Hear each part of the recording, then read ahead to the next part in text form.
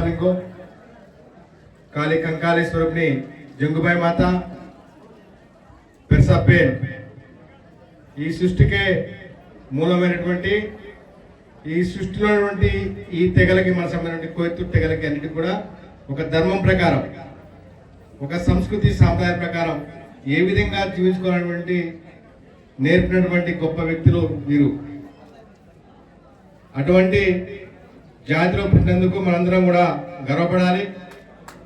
ఖచ్చితంగా రానున్న రోజుల్లో మన జాతి అభివృద్ధి చెందాలంటే అన్ని రంగాల్లో పాతకాలం ఎట్లయితే మనకి మనమే మన ప్రాంతంలో ఒక పెద్ద గొప్ప రాజ్యాలైనటువంటి గోండువాన రాజ్యం చరిత్ర మనది.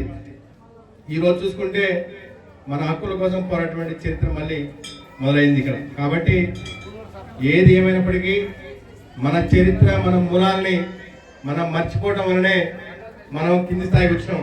మళ్ళీ ఖచ్చితంగా రానున్న రోజుల్లో ఆత్రం భగవంతరావు దాదా, అదేవిధంగా ఇక్కడ ఉన్నటువంటి కిషన్జీ మహారాజ్, రచ్చకోట మహారాజ్, పాను జలశ్రామ్ మహారాజ్, మిగిలినటువంటి మహారాజులు, అదేవిధంగా దీక్షకు వచ్చినటువంటి జంగోలింగ దీక్షదారులు, దాదాలు, బాయిలు అందరికీ కూడా యొక్క పుష్యమాసం సందర్భంగా అత్యంత పవిత్రమైనటువంటి మాసం పుష్యమాసం ఇక్కడ గోండెలకి. అదేవిధంగా అక్కడ ఉన్నటువంటి కోయలకి వరంగల్ ఖమ్మం జిల్లాలో మాఘమాసం, వచ్చే మాసం మొత్తం కూడా మాఘమాసంలో సమ్మక్క యొక్క జాతరలు, అదేవిధంగా అక్కడ ఉన్నటువంటి ఇంటి వేల్పులు, అనేకమైనటువంటి మధ్య భారతంలో దాదాపు 750 వేల్పులు ఇంటి వేల్పులు ఉన్నటువంటి గొప్ప సంస్కృతి మన యొక్క కోయ గోండలకు సంబంధించినటువంటి జాతరది. అక్కడ ఉన్నటువంటి తెగలకి నుండి కొన్ని దేవుళ్ళు మనం అంటాం. ఇక్కడ 3, 4, ఇక్కడ 3 లేదు కానీ 4, 5, సెగ 6, 7 మధ్య భారతం మొత్తంలో కూడా చూస్తే మనకి 1, 2 నుంచి మొదలు పెడితే 12వ సెగ వరకు, 12 వరకు అక్కడ మేము గట్టు అంటాము, సెగ అంటాము, దేవుడు అంటాము. ఇట్లా అనేకమైనటువంటి సారూప్యతలు కూడా మనకి కోయా గొడుగున్నాయి. మనమందరం కూడా ఒక తల్లి బిడ్డలే మనందరం కూడా.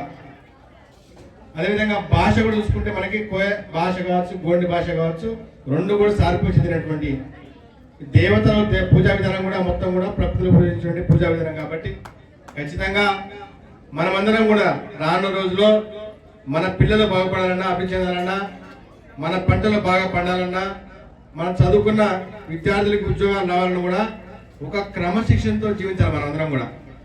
ఇప్పుడు ఎట్లయితే పుష్యమాసంలో కఠిన ఉపవాస దీక్షలు, అదేవిధంగా చెప్పులు లేకుండా బయట ప్రాంతాలకు వెళ్ళినప్పుడు కూడా అక్కడ తినకుండా, ఎవరితో కలవకుండా మనం ఎట్లయితే ఒక నిష్ఠతోటి జీవితానికి క్రమశిక్షణ గడుపుతామో, ఇది పూర్తిగా ఒక నెలగా కాకుండా మన జీవితాంతం కూడా ఒక క్రమశిక్షణతో ముందుకు పోతే ఖచ్చితంగా మన రాబోయే తరాలు కూడా అభివృద్ధి చేసేటువంటి అవకాశం ఉంది.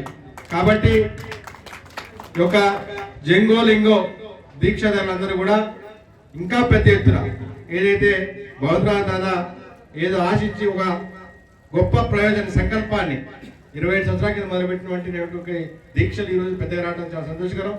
ఆ స్ఫూర్తితోనే 2020లో నేను ఇక్కడ వచ్చిన తర్వాత, రచ్చగొండ మహారాజు గారు వచ్చిన తర్వాత, అప్పటి నుంచి కూడా నేను కూడా 21 రోజులు దీక్ష కూడా వేసుకోవడం కూడా నా యొక్క పూర్వజన్మ అదృష్టం కూడా నేను భావిస్తున్నాను. ఇటువంటి గొప్ప సంకల్పంలో భాగస్వామ్యం కావడం. మళ్ళీ 21 రోజుల తర్వాత 21 రోజు సమ్మక్క దీక్ష కూడా మేము అక్కడ మొదలుపెట్టినాము 2020లో. ఇప్పటికే 5 సంవత్సరాల దీక్ష కూడా ఇక్కడ అయిపోయినాయి.